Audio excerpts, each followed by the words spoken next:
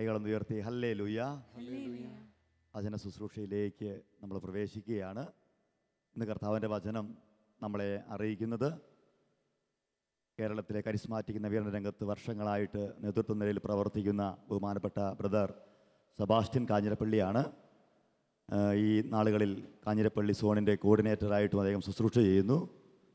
വളരെ ആദരവോടെ ബഹുമാനത്തോടെ ദൈവത്തിൻ്റെ ഈ തിരഞ്ഞെടുക്കപ്പെട്ട ശുശ്രൂഷകനെ കരങ്ങളടിച്ചുകൊണ്ട് നമുക്ക് ഈ വചനവേദിയിലേക്ക് സ്വാഗതം ചെയ്യാം.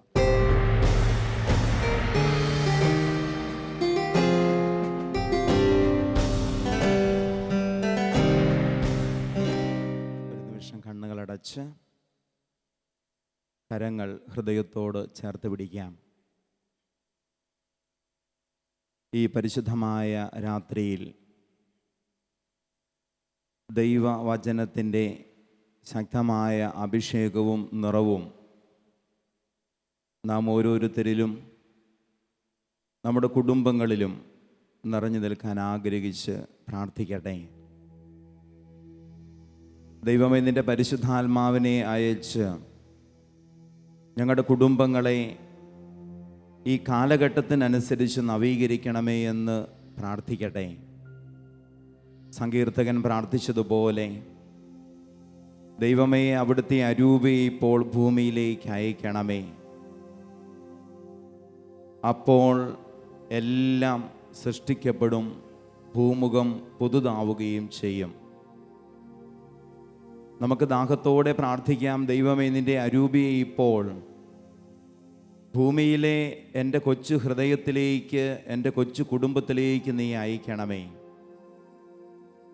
അപ്പോൾ എൻ്റെ കുടുംബത്തിൻ്റെ മനോഭാവങ്ങളും കാഴ്ചപ്പാടുകളും വീക്ഷണങ്ങളും പുതുതാക്കപ്പെടും. അപ്പോൾ ഉന്നതവും നല്ലതുമായ കാര്യങ്ങൾ കുടുംബത്തിലും വ്യക്തിജീവിതത്തിലും സൃഷ്ടിക്കപ്പെടും. അതിനുള്ള കൃപയ്ക്ക് വേണ്ടി ആഗ്രഹിച്ചുകൊണ്ട് പരിശുദ്ധാത്മാവിൻ്റെ വലിയ ഇടപെടലിന് വേണ്ടി ദാഹിച്ച് ഒരു ഗാനത്തിൻ്റെ ഈരടിയോട് ചേർന്ന് പാടി പ്രാർത്ഥിക്കാം. വസിക്കട്ടെ ദിവ്യാത്മാവ്, ചേർന്ന് പാടാമോ? സർവജനത്തിൻ ഹൃത്തിൽ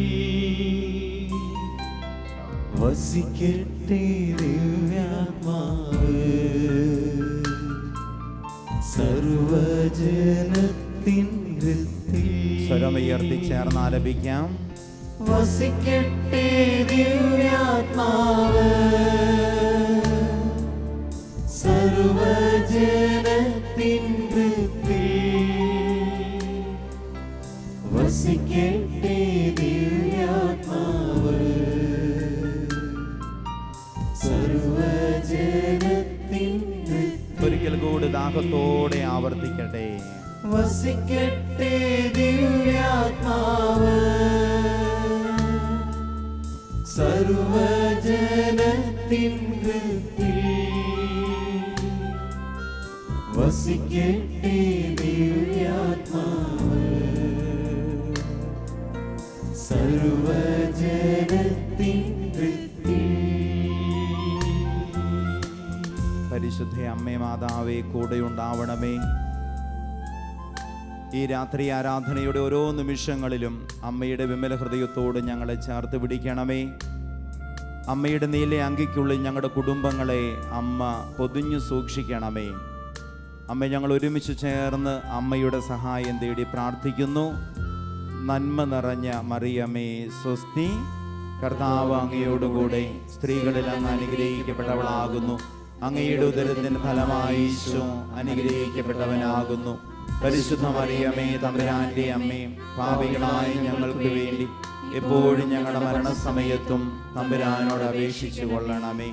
ഈശോ മിശിഹായുടെ വാഗ്ദാനങ്ങൾക്ക് ഞങ്ങൾ യോഗ്യരാകുവാൻ സർവേശ്വരന്റെ പരിശുദ്ധ മാതാവേ, ഞങ്ങൾക്ക് വേണ്ടി അപേക്ഷിക്കണം. പരിശുദ്ധ ജപമാലയുടെ രാജ്ഞി, ഞങ്ങൾക്ക് വേണ്ടി അപേക്ഷിക്കണം. തിരുകുടുംബത്തിന്റെ കാവൽക്കാരനായ മാർ യോസേഫ് പിതാവേ, ഞങ്ങൾക്ക് വേണ്ടി അപേക്ഷിക്കണം. ഞങ്ങളുടെ പിതാവായ മാർ തോമാസ് ലീഹായെ, ഞങ്ങൾക്ക് വേണ്ടി അപേക്ഷിക്കണം. വിശുദ്ധ അൽഫോൻസാമേ, ഞങ്ങൾക്ക് വേണ്ടി വിശുദ്ധ അപേക്ഷിക്കണം. ചാവറയച്ച, ഞങ്ങൾക്ക് വേണ്ടി വിശുദ്ധ അപേക്ഷിക്കണം. എവുപ്രാസിയാമേ, ഞങ്ങൾക്ക് വേണ്ടി അപേക്ഷിക്കണമേ. വാഴ്ത്തപ്പെട്ട മറിയം ത്രേസ്യായെ, ഞങ്ങൾക്ക് വേണ്ടി അപേക്ഷിക്കണമേ. വാഴ്ത്തപ്പെട്ട കുഞ്ഞച്ച, ഞങ്ങൾക്ക് വേണ്ടി അപേക്ഷിക്കണമേ. വാഴ്ത്തപ്പെട്ട കൽക്കട്ടായിലെ മദർ തെരേസേ, ഞങ്ങൾക്ക് വേണ്ടി അപേക്ഷിക്കണമേ. ഞങ്ങളുടെ പേരുകൾക്ക് കാരണക്കാരായ വിശുദ്ധാത്മാക്കളെ, ഞങ്ങൾക്ക് വേണ്ടി അപേക്ഷിക്കണമേ. സകല വിശുദ്ധരെ മാലാഹമാരെ, ഞങ്ങൾക്ക് വേണ്ടി അപേക്ഷിക്കണമേ. പിതാവിൻ്റെയും പുത്രൻ്റെയും പരിശുദ്ധാത്മാവിൻ്റെയും നാമത്തിൽ ആമേൻ. പരസ്പരം സ്തുതിയെല്ലാം ഈശോ മിശിഹായിക്ക് സ്തുതിയായിരിക്കട്ടെ. ഈശോയിൽ ഏറ്റവും സ്നേഹമുള്ളവരെ, വചന ശുശ്രൂഷയിലേക്ക് നമ്മൾ പ്രവേശിക്കുന്നു. ഈ രാത്രിയിൽ നമ്മുടെ കുടുംബവുമായി ബന്ധപ്പെട്ട ചില ചിന്തകളിലൂടെ പരിശുദ്ധാത്മാവ് നമ്മളെ നയിക്കുകയാണ്. ആമുഖമായിട്ട് ഒന്ന് രണ്ട് കാര്യങ്ങൾ ഓർമ്മിപ്പിക്കട്ടെ. നല്ല പ്രാർത്ഥനയോടെ വിശിഷ്യ നിങ്ങളുടെ കുടുംബങ്ങളെയും കുടുംബജീവിതത്തെയും ദൈവകരങ്ങളിൽ ശക്തമായി സമർപ്പിച്ചുകൊണ്ട് ഈ വചന ശുശ്രൂഷയിലായിരിക്കാൻ പ്രത്യേകം ശ്രദ്ധിക്കുക.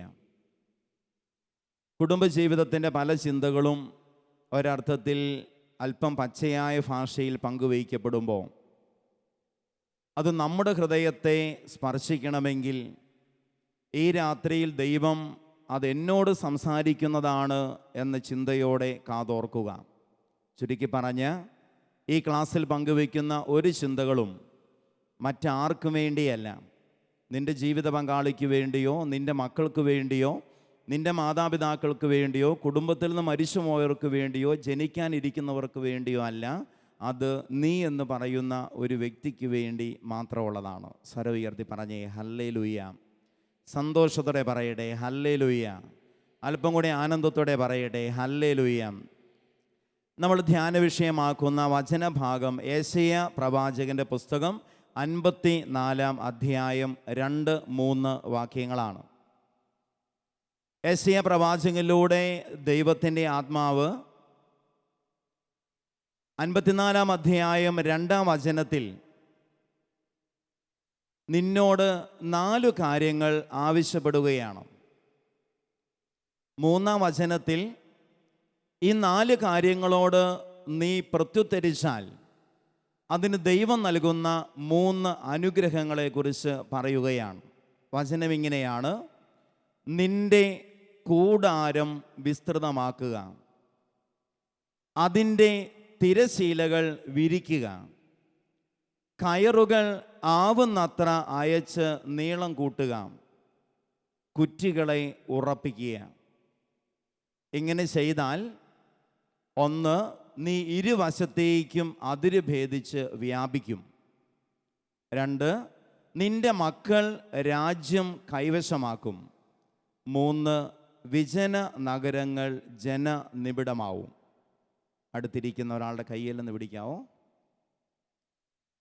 ഞാൻ പറഞ്ഞു തരുന്ന ഈ വചനം നിങ്ങളൊന്ന് ചേർന്ന് പറയണം. സുഹൃത്തെ, സന്തോഷത്തോടെ പറഞ്ഞു, അമ്മായിമ്മയുടെ കയ്യിലൊന്നുമല്ല പിടിച്ചിരിക്കണേ, സന്തോഷത്തോടെ പറയാം. സുഹൃത്തെ, നിന്റെ കൂടാരം വിസ്തൃതമാക്കുക. മുഖത്ത് നോക്കി പറയാവോ? നിന്റെ കൂടാരം വിസ്തൃതമാക്കുക, അതിൻ്റെ തിരശീലകൾ വിരിക്കുക, കയറുകൾ ആവുന്നത്ര അയച്ച് നീളം കൂട്ടുക, കുറ്റികളെ ഉറപ്പിക്കുക. അപ്പോൾ ഇരുവശത്തേക്കും അതിര് ഭേദിച്ച് നീ വ്യാപിക്കും. നിന്റെ മക്കൾ രാജ്യം കൈവശമാക്കും. വിജന നഗരങ്ങൾ ജനനിബിഡമാവും. കൈയൊന്ന് കുലുക്കിക്കൊണ്ട് പറഞ്ഞേ ഹല്ലേലൂയ. ചിരിച്ചുകൊണ്ട് പറഞ്ഞേ ഹല്ലേലൂയ. ആനന്ദത്തോടെ പറഞ്ഞേ ഹല്ലേലൂയ. കൈവിടാം. സ്നേഹമുള്ളവർ, ഒരു കൊച്ചു കഥ പറഞ്ഞുകൊണ്ട് ക്ലാസ്സിലേക്ക് പ്രവേശിക്കുകയാണ്. വായിച്ചറിഞ്ഞൊരു കഥയാണ്. ഒരിക്കൽ ഒരു വലിയ ധനവാന്റെ വീട്ടിൽ പരമദരിദ്രനായ ഒരു കുട്ടി കടന്നു ചെന്നു. ഈ കുട്ടി ആ വീടിൻ്റെ മുറ്റത്തോട് ചെല്ലുമ്പോൾ ഇദ്ദേഹം വളരെ വിലപിടിപ്പുള്ള ഒരു ഫോറിൻ കാറ് കഴുകിക്കൊണ്ടിരിക്കുകയാണ്. ഈ കുട്ടി അദ്ദേഹത്തോട് ചോദിച്ചു, അങ്കിളെ, ഈ കാറ് എവിടുന്നാണ്? ഇദ്ദേഹം ഒരു മറുപടി പറഞ്ഞു, അതെനിക്ക് ഒരു സുഹൃത്ത് തന്നതാണ്. ഇദ്ദേഹത്തിന് മറുപടി കേട്ടപ്പോൾ ഈ കുഞ്ഞ് ഇങ്ങനെ ആത്മകഥം ചെയ്തു, എനിക്കും ഇങ്ങനെ ഒരു, എനിക്കും ഇങ്ങനെ ഒരു, എനിക്കും ഇങ്ങനെ ഒരു ഡാഷ്. പതിയെ പൂരിപ്പിക്കാം. ഈ കുട്ടിയുടെ മറുപടി കേട്ടപ്പോൾ ഇദ്ദേഹം എന്ത് ചെയ്തെന്നറിയുമോ? ആ കുഞ്ഞിനെ ആ കാറിൽ എടുത്തു വെച്ചു. ഒരു ദിവസം കൊണ്ട് ആ പട്ടണം മുഴുവൻ ഈ കുട്ടിയായിട്ട് അദ്ദേഹം പോയി.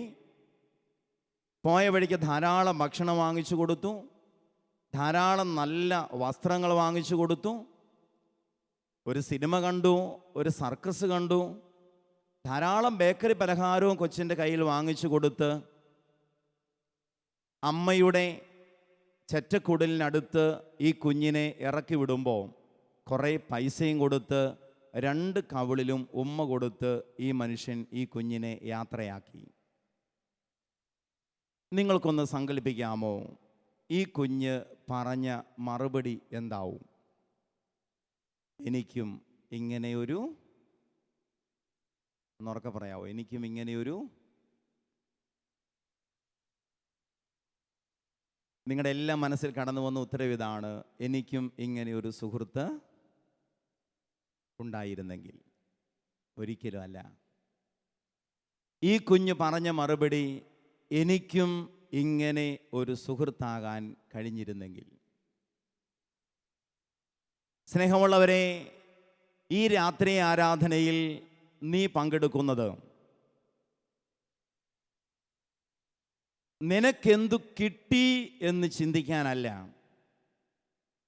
നിനക്കെന്തു കിട്ടും എന്ന് ചിന്തിക്കാനല്ല, മറിച്ച് നിനക്ക് എന്തു കൊടുക്കാനാകുന്നു എന്ന് ചിന്തിക്കാനാണ്. കുടുംബജീവിതത്തിൽ ഒരു പക്ഷേ നീ പലപ്പോഴും പരാജയപ്പെടാനും വേദനിക്കാനും കാരണം ഒരു ദാമ്പത്തിക ജീവിതത്തിൽ നിന്റെ ജീവിത പങ്കാളിയിൽ നിന്ന് എന്തു കിട്ടി എന്നതിനെക്കുറിച്ച് ചിന്തിക്കുന്നതുകൊണ്ടാണ്. ഈ രാത്രിയിൽ നീ ചിന്തിക്കണം, 10, 15, 20 വർഷം ദാമ്പത്തിക ജീവിതം നയിച്ചിട്ട് നിന്റെ ജീവിത പങ്കാളിക്ക് നിനക്ക് എന്തു കൊടുക്കാനായി? മാതാപിതാക്കളെ, മക്കളിൽ നിന്ന് എന്തു കിട്ടി എന്ന ചിന്ത നിങ്ങളെ ഭാരപ്പെടുത്തുന്നുണ്ടെങ്കിൽ ഈ രാത്രി നീ ചിന്തിക്കുക, നിന്റെ മക്കൾക്ക് എന്തു കൊടുക്കാൻ നിനക്കായി.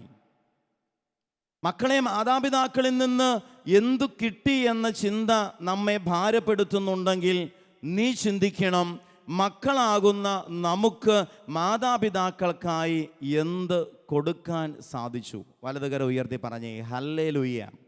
കരവൊന്ന് വീശിക്കൊണ്ട് പറഞ്ഞേ ഹല്ലേലൂയ. അല്പം കൂടി അഭിഷേകത്തോടെ പറഞ്ഞേ ഹല്ലേലൂയ. കൈ താത്തിടാം. സ്നേഹമുള്ളവരെ, നമ്മൾ ചിന്താവിഷയമാക്കുന്നത് കുടുംബമാണ്. നമുക്കറിയാം, ഇന്ന് കുടുംബത്തിൽ നന്മയാണ് ധാരാളം, എങ്കിൽ ഒട്ടും തിന്മയില്ല എന്ന് നമുക്ക് അംഗീകരിക്കാൻ പറ്റില്ല. എൻ്റെയും നിങ്ങളുടെയും കുടുംബങ്ങൾ ഈ കാലഘട്ടത്തിൽ നേരിടുന്ന പ്രതിസന്ധി എന്താണ്? ധാരാളം ഉത്തരം നമ്മുടെ മനസ്സിൽ ഉരുത്തിരിയുന്നുണ്ട്. സാമ്പത്തികമായി, സാമൂഹ്യമായി, മാധ്യമപരമായി ധാരാളം പ്രശ്നങ്ങൾ ഇന്ന് കുടുംബങ്ങളെ വലയം ചെയ്യുന്നു എന്നതൊരു സത്യമാണ്. അതിൽ എൻ്റെ കുടുംബവും ഒരർത്ഥത്തിൽ ഒട്ടും പിന്നിലല്ലായിരിക്കാം. പ്രിയപ്പെട്ടവർ, ഞാൻ പലപ്പോഴും ചിന്തിക്കാറുണ്ട്, നമ്മുടെ കുടുംബങ്ങൾ ഈ കാലഘട്ടത്തിൽ നേരിടുന്ന വെല്ലുവിളികളെ ഒന്ന് കൂട്ടിവെച്ചാൽ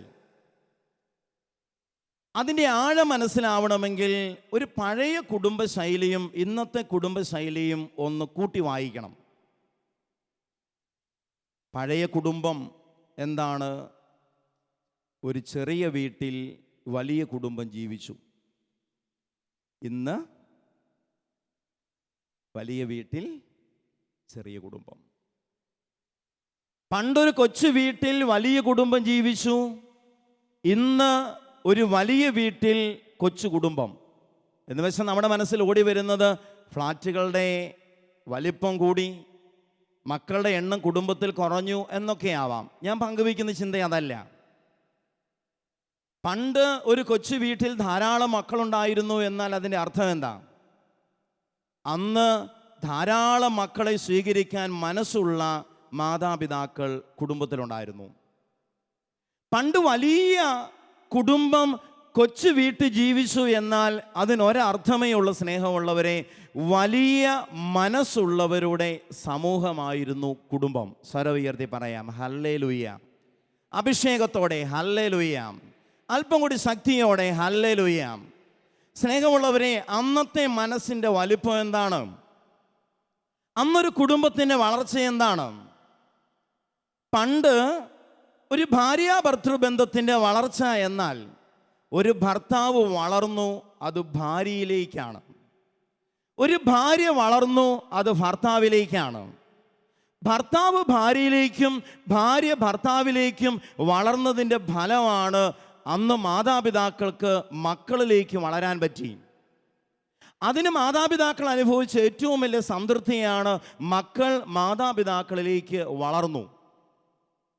പ്രിയപ്പെട്ടവരെ, ഇന്ന് നമ്മുടെ കുടുംബം അനുഭവിക്കുന്ന ദുരന്തം എന്താണ്? ഇന്ന് ഒരു ഭർത്താവ് വളരുന്നത് ഭർത്താവിലേക്കാണ്, ഒരു ഭാര്യ ഭാര്യയിലേക്കാണ്. കുടുംബത്തെക്കുറിച്ച് മോശകരമായ ചിത്രം അവതരിപ്പിക്കാനല്ല. കഴിഞ്ഞ ദിവസം ഞാൻ ഒരിടത്തുനിന്ന് വായിച്ചു, ഒരു മനുഷ്യൻ 23 ഡൈവോഴ്സ് നടത്തി. അദ്ദേഹം 24ാമത് ഒന്നോടെ വിവാഹം കഴിച്ചു. അത് ആദ്യത്തെ ഭാര്യയായിരുന്നു. ഞാൻ എൻ്റെ സൺഡേ സ്കൂൾ ക്ലാസ്സിൽ പിള്ളേരുടെ മുമ്പിൽ ഇത് അവതരിപ്പിച്ചപ്പം പിള്ളേർ പറഞ്ഞു, സാറേ അത് ഞാനത് മനസ്സിലായി കാണുകയില്ല.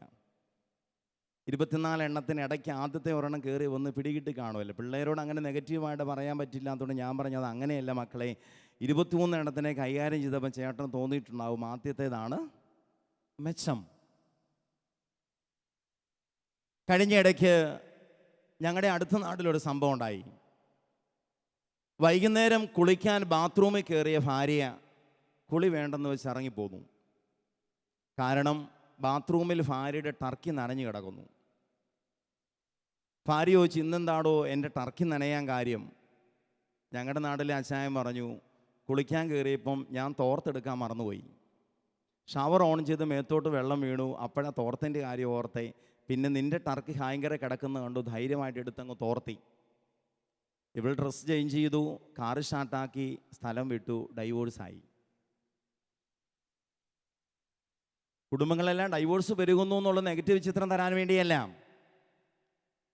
ഈ രാത്രി ആരാധനയിൽ വചന ശുശ്രൂഷയിലിരിക്കുമ്പോൾ നീയാകുന്ന ഭർത്താവ്, നീയാകുന്ന ഭാര്യ ചിന്തിക്കണം, നിന്റെ കുടുംബജീവിതത്തിൽ, ദാമ്പത്യ ജീവിതത്തിൽ, നിന്റെ ജീവിത പങ്കാളിയിലേക്ക് കാലഘട്ടത്തിൽ എത്രമാത്രം വളരാൻ നിനക്ക് സാധിച്ചു. പ്രിയ ഭാര്യയെ, പ്രിയ ഭർത്താവെ, ജീവിത പങ്കാളിയിലേക്ക് വളരാൻ നിനക്കാകാതെ പോയതാണ്. നിന്റെ കുഞ്ഞുങ്ങളിലേക്ക് കാലഘട്ടത്തിൽ വളരാൻ നിനക്ക് സാധിക്കാതെ പോയതിൻ്റെ കാരണം. യെശയ്യാ പ്രവാചകന്റെ പുസ്തകം 54-ാം അധ്യായത്തിൽ നിന്റെ കൂടാരം വിസ്തൃതമാക്കണമെന്ന്, അതിൻ്റെ തിരശ്ശീല വിരിക്കണമെന്ന്, കയറുകൾ ആവുന്നത്ര അയച്ച് നീളം കൂട്ടണമെന്ന്, അവയെ കുറ്റികളിൽ ഉറപ്പിക്കണമെന്ന് പ്രവാചകൻ പറഞ്ഞു വയ്ക്കുമ്പോൾ ഇത് എൻ്റെയും നിങ്ങളുടെയും മനോഭാവത്തിൻ്റെ വളർച്ചയാണ് സൂചിപ്പിക്കുക. ഇത് എൻ്റെയും നിങ്ങളുടെയും കുടുംബജീവിതത്തിൻ്റെ കാഴ്ചപ്പാടുകളെക്കുറിച്ചാണ് സൂചിപ്പിക്കുക, വീക്ഷണത്തെക്കുറിച്ചാണ് സൂചിപ്പിക്കുക. ഈ കാലഘട്ടം നമ്മുടെ കുടുംബങ്ങളെ വരുത്തുന്നൊരു ദുരന്തമാണ് സ്നേഹമുള്ളവരെ. അവനിലേക്ക് വളരാനുള്ള ഒരു ദാഹം, അവനിലേക്ക് ഉയരാനുള്ള ഒരു ദാഹം. ഒരിക്കൽ ഒരു ഇടവകയിൽ സംഭവിച്ചൊരു കാര്യം പറയാം. ഇടവകയിലെ 3 കേസുവയ്യം പ്രവർത്തകർ വൈകുന്നേരം വീട്ടിലോട്ട് പോകുമ്പോൾ ഇടവക്കാരനായ ഒരു മാത്തുക്കുട്ടി അടിച്ച് ഫിറ്റായിട്ട് ഓടെ കിടക്കുക. ഇവരിൽ ഒരുത്തൻ പറഞ്ഞു, എടാ മലവെള്ളം വന്നാൽ മാത്തുക്കുട്ടി തോടെ പോവും. മറ്റവൻ പറഞ്ഞു, വേണ്ടടാ നമുക്ക് മാത്തുക്കുട്ടിയെ വീട്ടിൽ കൊണ്ടുപോയാക്കാം. മൂന്നാമത് ഒരുത്തൻ പറഞ്ഞു, വേണ്ടടാ മോളി ഒരു രാത്രിയിൽ സമാധാനമായിട്ട് കിടന്നുറങ്ങട്ടെ. കാരണം വീട്ടിൽ കൊണ്ടുപോയാക്കിയാൽ മോളിയെ പിടിച്ചിട്ടിടിക്കും. മോളിക്ക് ഇടി കിട്ടാത്ത ദിവസവും ഇല്ല. ഇവന്മാർ പറഞ്ഞു, വേണ്ട നമുക്ക് അതുകൊണ്ട് വീടിൻ്റെ മുറ്റത്ത് കൊണ്ട് ഇട്ടിട്ട് പോകാമെന്ന് പറഞ്ഞ് ഇവന്മാരെ അടിച്ച് ഫ്ലാറ്റ് ആയതിനെ തോളെ വലിച്ച് കയറ്റി മലയുടെ മണ്ടേ കയറി വീടിൻ്റെ മുറ്റത്ത് കൊണ്ട് ഇട്ടിട്ട് മോളി ചേച്ചി എന്ന് വിളിച്ചു.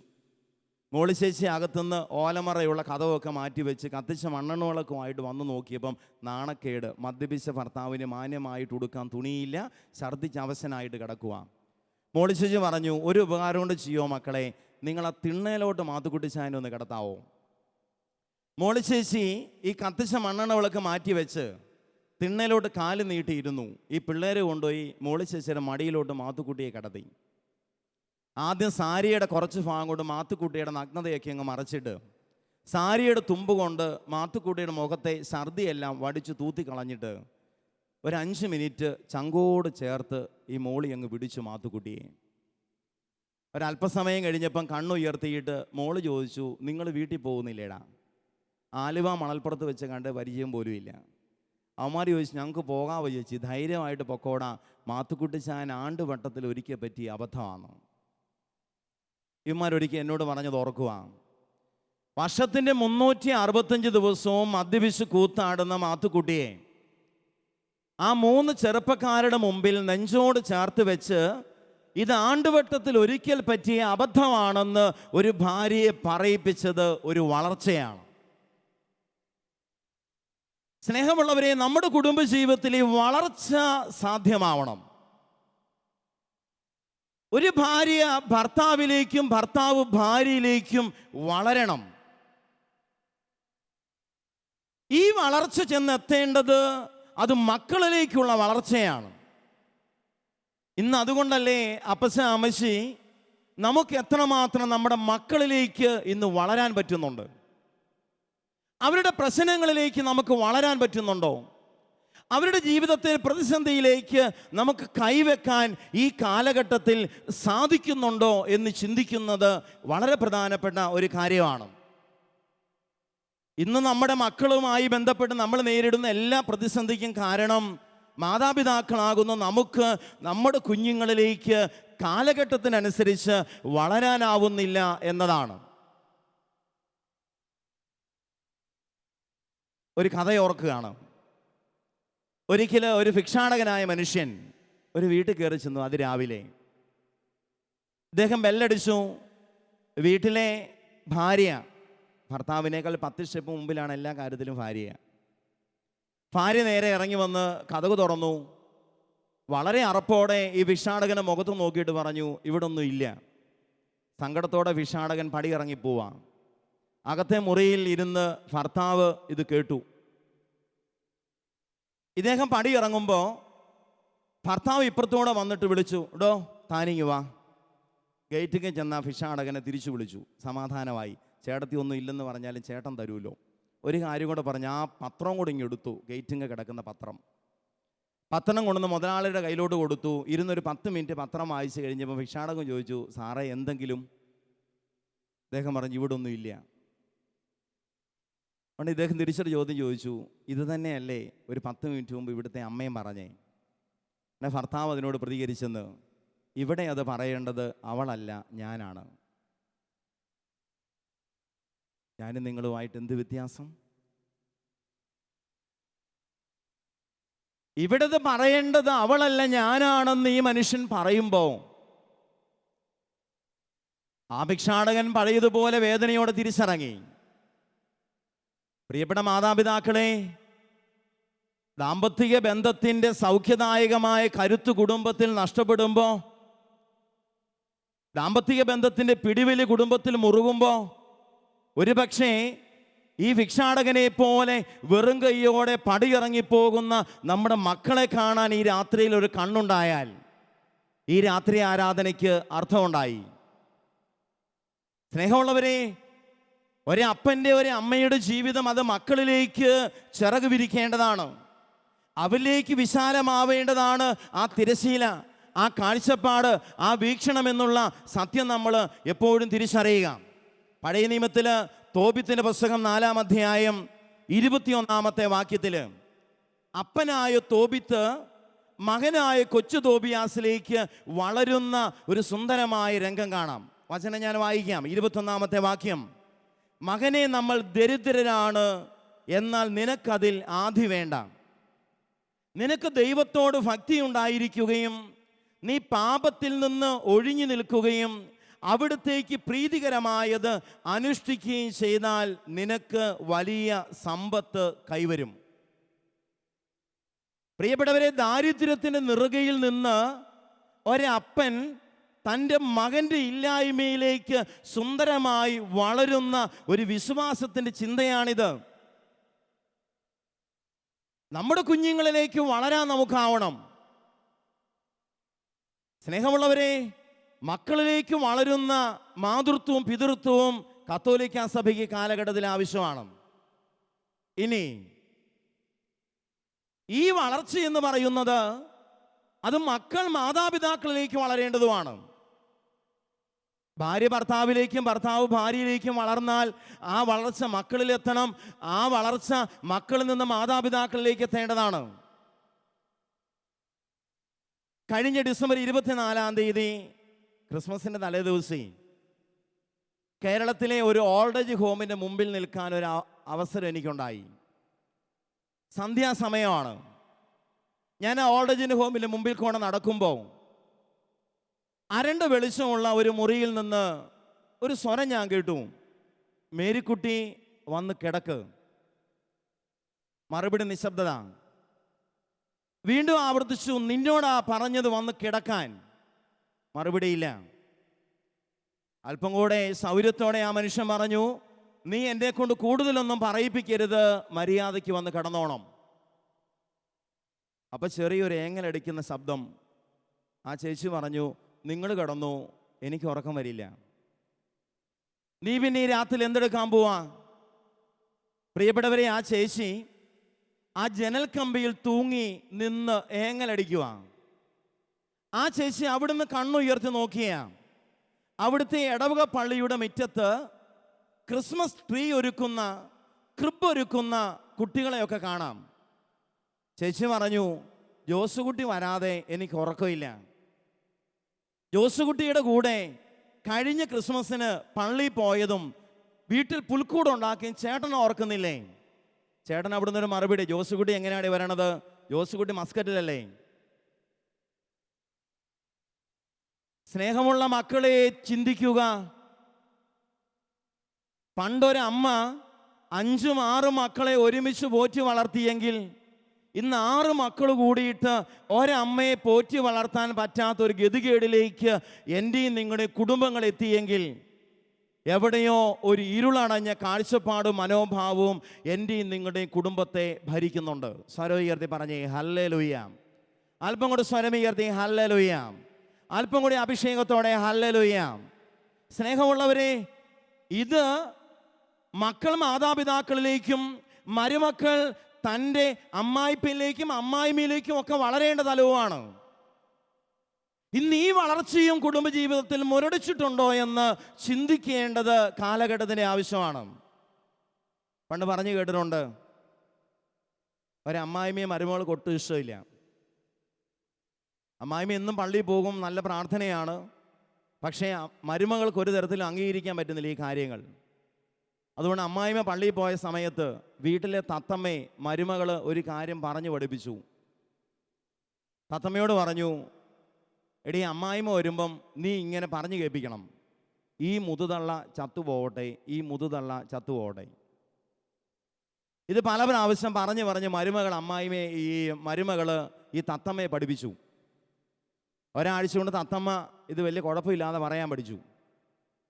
ഒരു ദിവസം അമ്മായിമ്മ പള്ളി കഴിഞ്ഞ് കൊന്തയൊക്കെ ചെല്ലി വീട്ടിലോട്ട് വരുമ്പം തത്തമ്മ കൂട്ടിക്കിടന്നുകൊണ്ട് പറഞ്ഞു, ഈ മുതുതള്ള ചത്തുപോകട്ടെ, ഈ മുതുതള്ള ചത്തുപോകട്ടെ.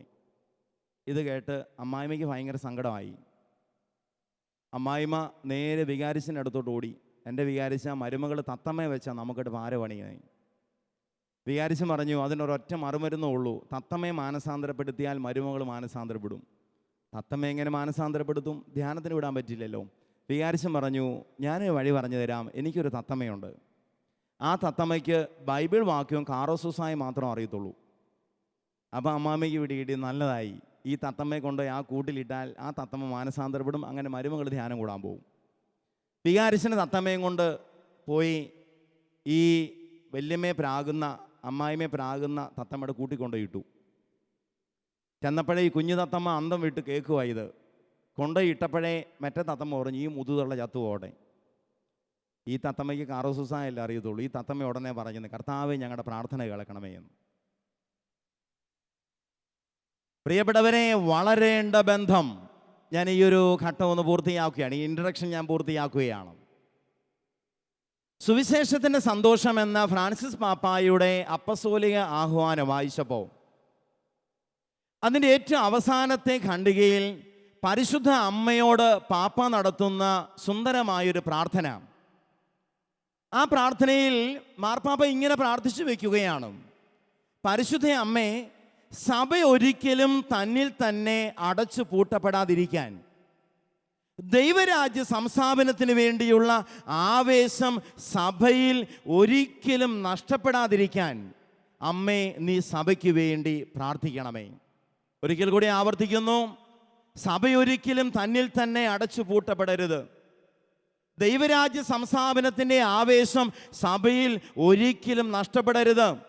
പ്രിയപ്പെട്ടവരെ, എൻ്റെയും നിങ്ങളുടെയും കുടുംബത്തിൽ ഇന്ന് ഈ കാലഘട്ടത്തിൻ്റെതായ അടഞ്ഞ ചിന്താഗതികളും അടഞ്ഞ മനോഭാവവും അടഞ്ഞ കാഴ്ചപ്പാടുകളുമാണ് നമ്മുടെ കുടുംബത്തിൻ്റെ വളർച്ചയെ ഇന്ന് അസ്വസ്ഥമാക്കുന്നതെങ്കിൽ, ഇന്ന് വലിയ വീട്ടിൽ ഒരു ചെറിയ കുടുംബമായി ഒതുങ്ങിക്കൂടേണ്ട അവസ്ഥയിലേക്ക് നമ്മൾ എത്തിയെങ്കിൽ, യെശയ്യാ പ്രവാചകന്റെ പുസ്തകം 54-ാം അധ്യായം 3-ാം വാക്യത്തിൽ നമ്മൾ കാണുന്നത് പോലെ, എന്തുകൊണ്ട് നമ്മുടെ മക്കൾ രാജ്യം കൈവശമാക്കുന്നില്ല?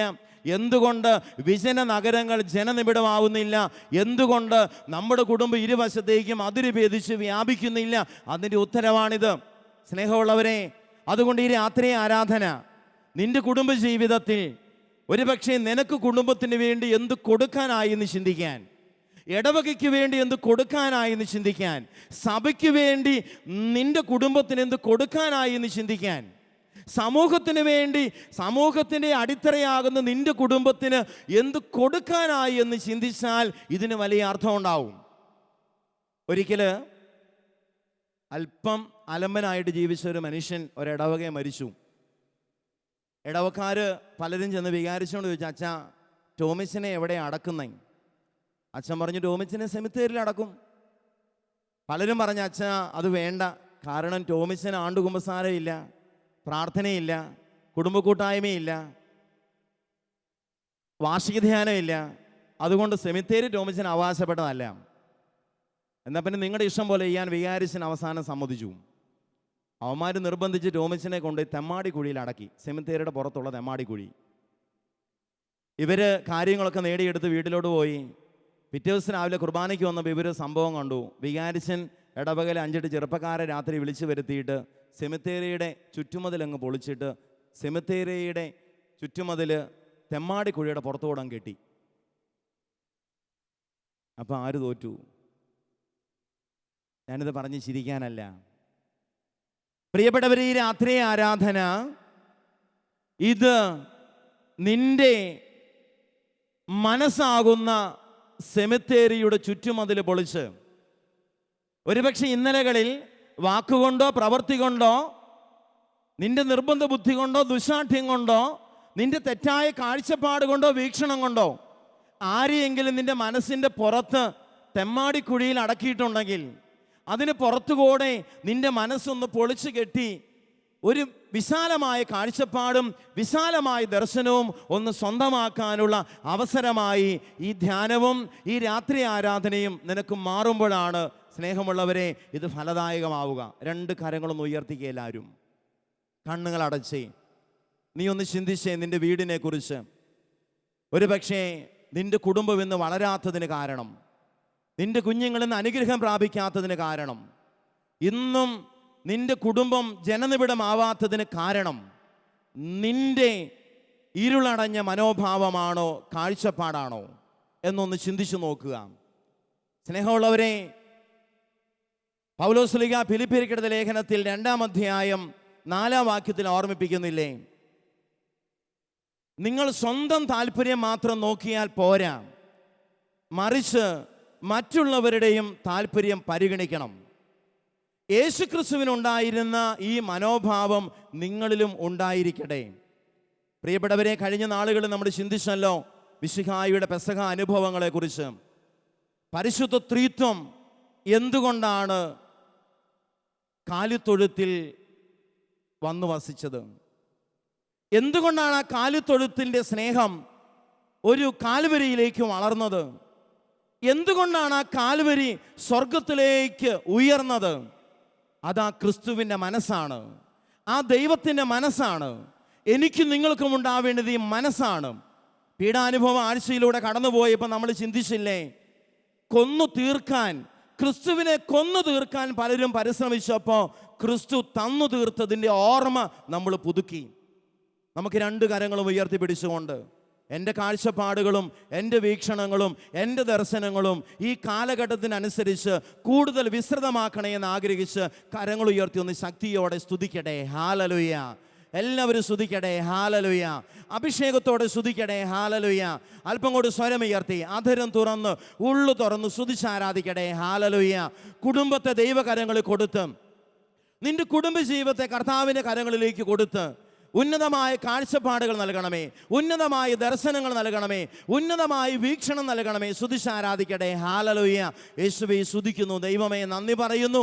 Hallelujah, hallelujah. ഈശോയെ ആരാധന. Hallelujah, hallelujah. കരങ്ങൾ താക്കാം. Praise the Lord. സ്വരം ഉയർത്തി ഹല്ലേലൂയ. അഭിഷേകത്തോടെ ഹല്ലേലൂയ. സ്നേഹമുള്ളവരെ, ക്ലാസിൻ്റെ രണ്ടാമത്തെ ഘട്ടത്തിലേക്ക് പോവുകയാണ്. വിശുദ്ധ ലൂക്കായുടെ സുവിശേഷം 19-ാം അധ്യായം 1 മുതൽ 10 വരെ വാക്യങ്ങൾ ധാരാളം ചിന്തിച്ചുള്ള വചനഭാഗമാണ്. ഈശോയും സക്കേവൂസും കൂടെ കണ്ടുമുട്ടുകയാണ്. 19-ാം അധ്യായത്തിൽ ആരാണ് സക്കേവൂസ് എന്ന് വളരെ കൃത്യമായിട്ട് സുവിശേഷകൻ പറയും. ആരാണ് സക്കേവൂസ്? സക്കേവൂസ് ആരാണ്? ഹലോ, ആരാണ് സക്കേവൂസ്? ചുങ്കക്കാരിൽ പ്രധാനിയും ധനികനും. വചനം ഓർമ്മിപ്പിക്കുന്നു, സക്കേവൂസ് ചുങ്കക്കാരിൽ പ്രധാനിയും ധനികനുമാണ്. ഈ മനുഷ്യന് യേശുവിനെ കാണാൻ ആഗ്രഹം തോന്നി. യേശുവിനെ കാണാൻ അവൻ എങ്ങനെയാ പോയെ? സൈക്കിളിൽ, ഓട്ടോറിക്ഷയിൽ, പിന്നെ ഓടി. ഈശോയെ കാണാൻ അവൻ ഓടി. നിങ്ങൾ നിങ്ങളുടെ നാട്ടിലെ ഏറ്റവും വലിയ ഒരു ധനവാനെ ഓർത്ത് നോക്കിയേ. നിങ്ങളുടെ ഇടവകയിൽ ഏറ്റവും കാശുള്ള ആളെ ഓർത്ത് നോക്കിയേ. ചിലപ്പോൾ നിങ്ങൾ തന്നെ ആവും.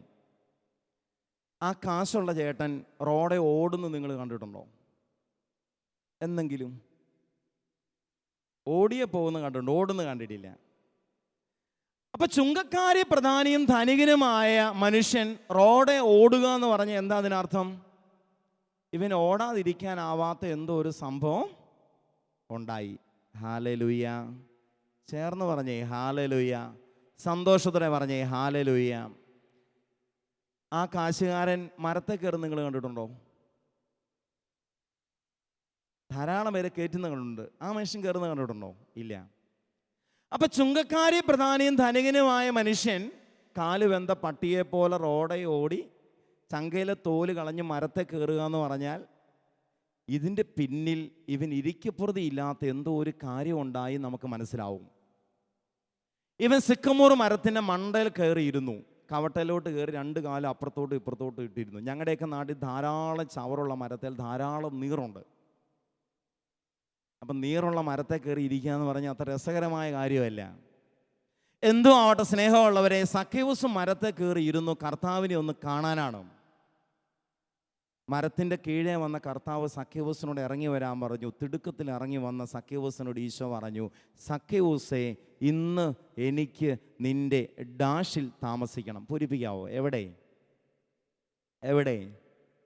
അല്ല, എവിടെ? വീട്ടിൽ. ലൂക്കായുടെ സുവിശേഷം 19:5, സക്കേവൂസേ, ഇന്ന് എനിക്ക് നിൻ്റെ വീട്ടിൽ താമസിക്കണം. ഈശോ കയറി ചെന്ന് സക്കേവൂസിൻ്റെ വീട്ടിലേക്കാണ്. 19-ാം അധ്യായം 9-ാം വാക്യത്തിലേക്ക് വരുമ്പോൾ ആ വീട്ടിൽ നിന്ന് ഇറങ്ങിപ്പോരുന്ന ഈശോ പറഞ്ഞു, ഇന്ന് ഈ ഭവനം രക്ഷ പ്രാപിച്ചിരിക്കുന്നു. വീടെന്തായി? ഭവനമായി. ക്ലാസിൻ്റെ 2-ാമത്തെ ഭാഗത്തേക്ക് പോകുമ്പോൾ പ്രിയപ്പെട്ടവരെ, എൻ്റെയും നിങ്ങളുടെയും കാഴ്ചപ്പാടും മനോഭാവവും വീക്ഷണവും വിസ്തൃതമാവുക എന്ന് പറഞ്ഞാൽ നമ്മുടെ വീട് ഭവനമാവുക എന്ന അതിനർത്ഥം. ഒരു വീടാകണമെങ്കിൽ 3 കാര്യങ്ങൾ വേണം. 1, വീടിന് നല്ല ഒരു അടിത്തറ വേണം. അടിത്തറ സ്ട്രോങ് അല്ലെങ്കിൽ നമ്മൾ ജീവൻ പണയം വെച്ച് കിടക്കേണ്ടി വരും. വീടാവണമെങ്കിൽ വീടിന് ശക്തമായൊരു അടിത്തറ വേണം. വീട് മനോഹരമാവണമെങ്കിൽ ആ അടിത്തറയിൽ മേൽ സുന്ദരമായ ചുവരുകൾ വേണം. വീട് വാസയോഗ്യമാവണമെങ്കിൽ അതിന് ശക്തമായ ഒരു മേൽക്കൂര വേണം.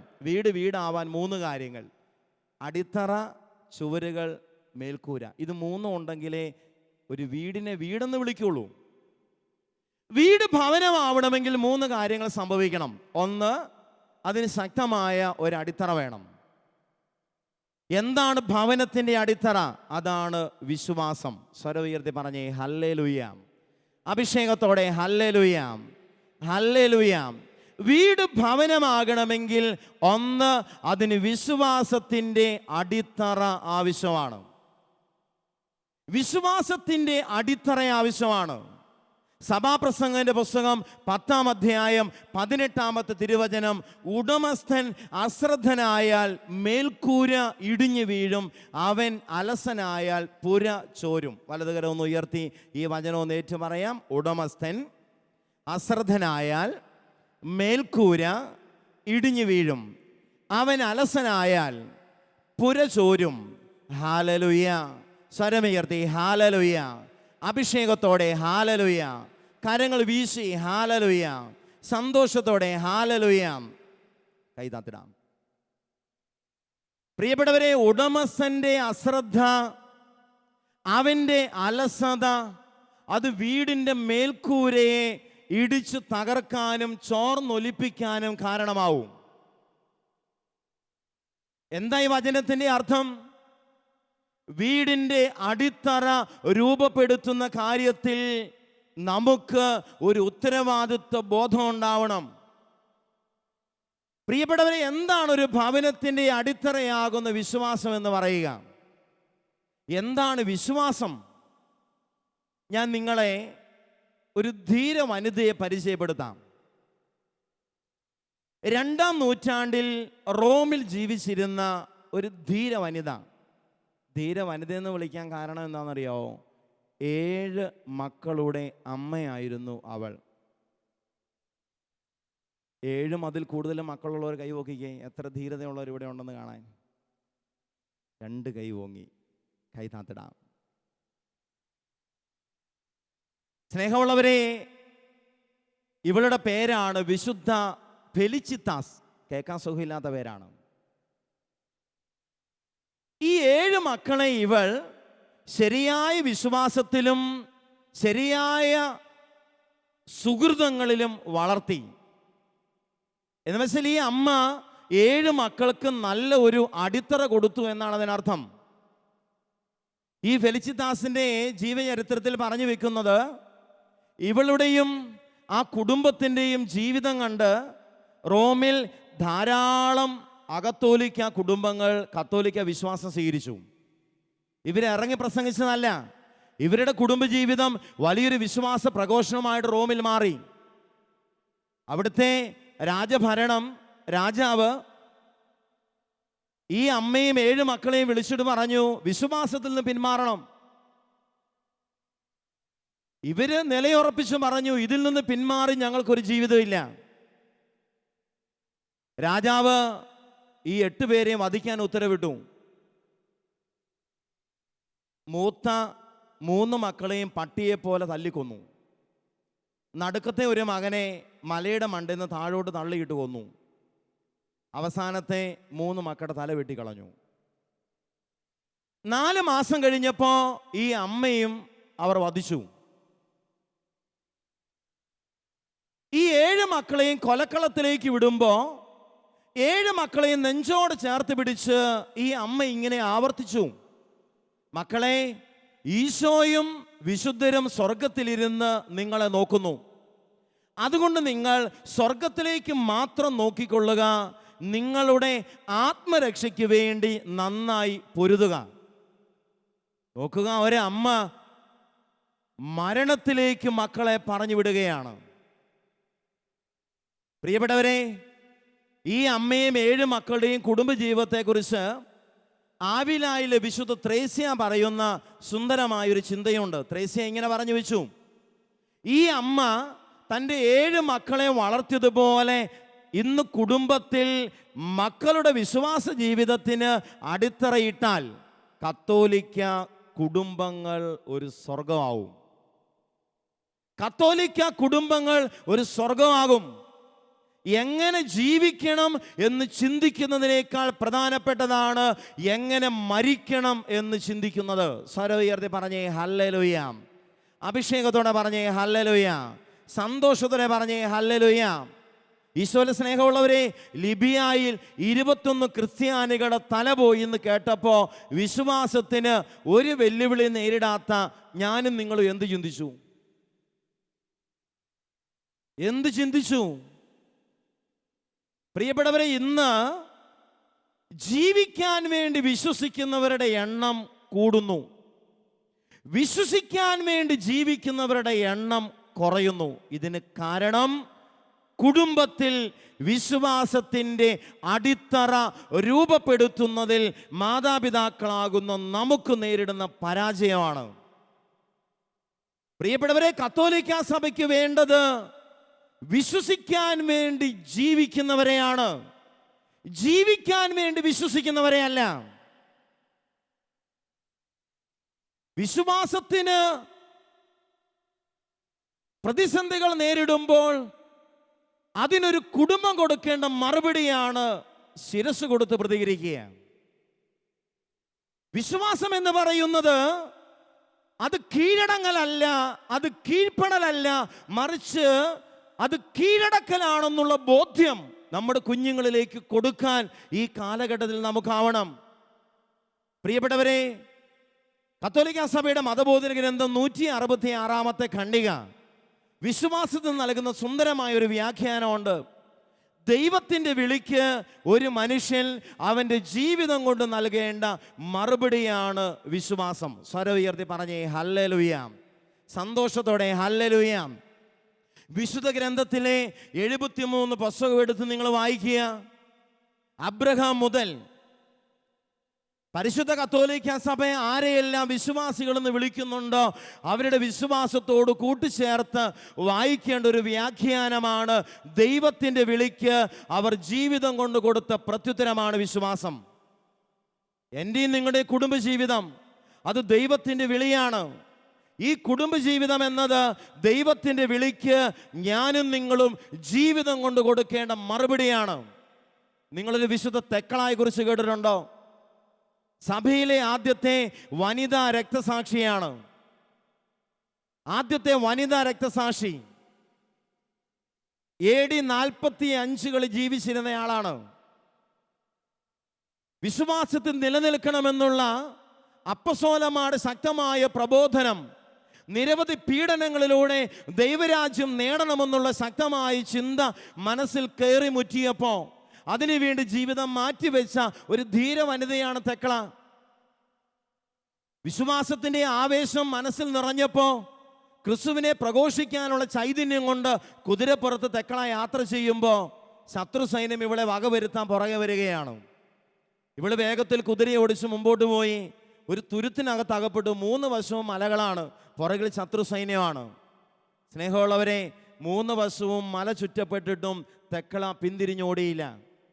ആ മലയിലേക്ക് നോക്കിയിട്ട് അവൾ അവിടെ ചങ്കോട് കൈവച്ചിട്ട് ഒരു വിശ്വാസം അവൾ ഏറ്റുപറഞ്ഞു, ഈ ഉയർന്നു നിൽക്കുന്ന മലയേക്കാൾ വലുതാണ് എൻ്റെ ഉള്ളിൽ വസിക്കുന്ന ദൈവം. ആ വിശ്വാസം 3 വശവും ചുറ്റപ്പെട്ട മല 2ആയിട്ട് കീറിമുറിയാനും ആ മലയിടുക്കിലൂടെ സുന്ദരമായി അവളെ യാത്ര ചെയ്ത് തൻ്റെ ജീവിതയാത്ര പൂർത്തിയാക്കിയെന്നും അവസാനം രക്തസാക്ഷിയായി മരിച്ചെന്നും സഭയുടെ ചരിത്രത്തിൽ പറയുമ്പോൾ തെക്കള നമുക്ക് തരുന്നൊരു പാഠമുണ്ട്. വിശ്വാസം എന്ന് പറയുന്നത് ആവലാതികളുടെ കൂമ്പാരമല്ല, പരിഭവങ്ങളുടെയും പരാതികളുടെയും കൂമ്പാരമല്ല. ഞാനും നിങ്ങളുമൊക്കെ ഒരു ആരാധനയെ പങ്കുചേരുന്നത്, ഒരു വിശുദ്ധ കുർബാനയെ പങ്കുചേരുന്നത്, ഒരു കുടുംബ പ്രാർത്ഥനയെ പങ്കുചേരുന്നത് കുറേ ആവലാതികളുടെ കൂമ്പാരമായിട്ടാണെങ്കിൽ അതല്ല തെക്കള നമ്മളെ പഠിപ്പിക്കുക. വിശ്വാസം എന്ന് പറയുന്നത് നിന്റെ ജീവിതത്തിൻ്റെ പ്രതിസന്ധിയോട് ക്രിസ്തുവിനെ കുറിച്ച് പറയാൻ കാണിക്കേണ്ട തൻ്റെ ഇടമാണ്. പ്രശ്നങ്ങളോട് കർത്താവിനെ കുറിച്ച് പറയലാണ് വിശ്വാസം. കർത്താവിനോട് പ്രശ്നങ്ങളെ അവതരിപ്പിക്കലല്ല. സ്നേഹമുള്ളവരെ, ഈ ഒരു വിശ്വാസത്തിൻ്റെ അടിത്തറ നമ്മുടെ കുഞ്ഞുങ്ങളിലേക്ക് കൈമാറാൻ മാതാപിതാക്കളെ 12 വർഷം വിശ്വാസ പരിശീലനം നടത്തിയിട്ട് നമ്മുടെ കയ്യിൽ കൊണ്ടുതരുന്ന വിശ്വാസ പരിശീലനത്തിൻ്റെ സർട്ടിഫിക്കറ്റ് അല്ല മക്കളുടെ വിശ്വാസം.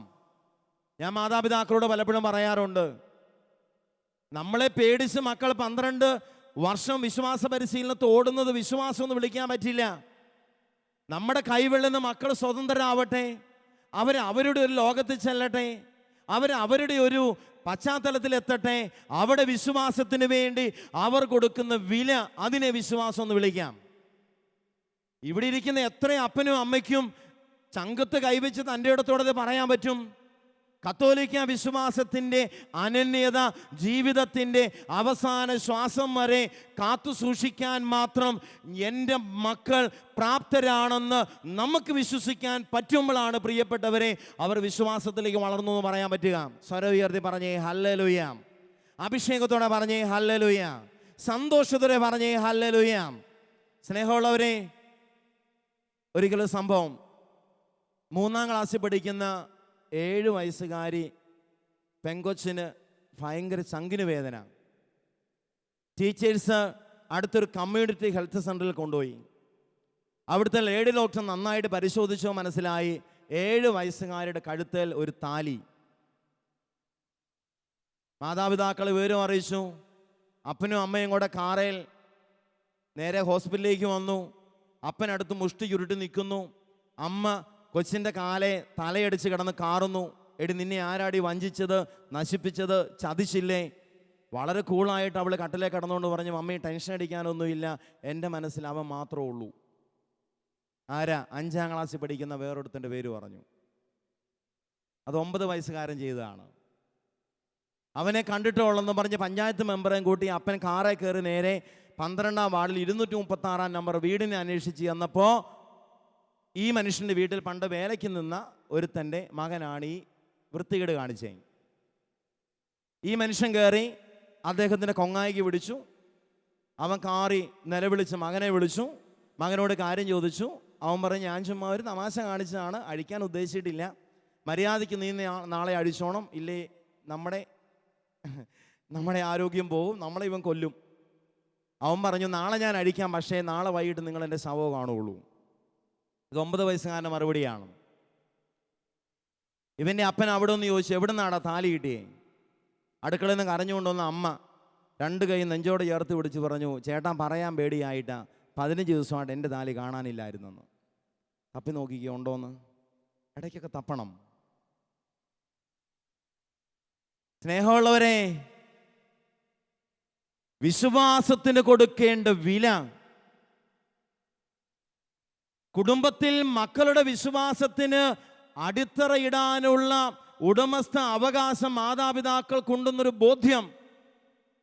വിശ്വാസ വെളിച്ചമെന്ന ചാക്രിക ലേഖനത്തിൽ ഫ്രാൻസിസ് പാപ്പ 53-ാം ഖണ്ഡികയിൽ എത്രയോ ശക്തമായിട്ട് പറഞ്ഞു വെച്ചത്, വിശ്വാസം എന്നത് മക്കളുടെ കൂടെ സഞ്ചരിക്കേണ്ടതാണ്.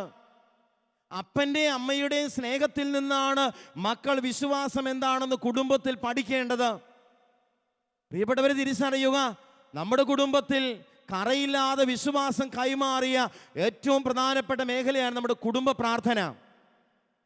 ഒരുപക്ഷെ ഇന്ന് ഈ നൈറ്റ് വിജിലിൽ നീ പങ്കെടുക്കുമ്പോൾ ഒരു സത്യം തിരിച്ചറിയുക, നമ്മുടെ കുടുംബത്തിൽ എന്നോ നമ്മുടെ അപ്പനും അമ്മയും കറയില്ലാതെ കൈമാറിയ വിശ്വാസം നമ്മുടെ ചങ്കിൽ തൊട്ടതിൻ്റെ ഫലമാ നമ്മൾ ഇന്നിവിടെ ഇരിക്കാൻ കാര്യം. ഈ വിശ്വാസം നമുക്കിന്ന് നമ്മുടെ കുഞ്ഞുങ്ങളിലേക്ക് കൈമാറുന്നതിൽ എത്ര ശ്രദ്ധയുണ്ടെന്ന് ചിന്തിക്കേണ്ടത് വളരെ ആവശ്യമാണ്. 2-ാം വത്തിക്കാൻ കൗൺസിൽ ഡിക്രിയിൽ